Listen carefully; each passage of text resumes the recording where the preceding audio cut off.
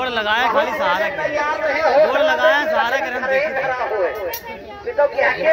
गोड़ लगाया अंदाजा परेशान खाली सहारा किया गोड़ लगाया नहीं परेशान। हाँ गैया घास ना पावे और जो उनके काबिल मगरे काबिल उनके काबिल बिल पर कटाई उधर जा यार परेशान हो यार जब सही से कितना की तब काहे परेशान।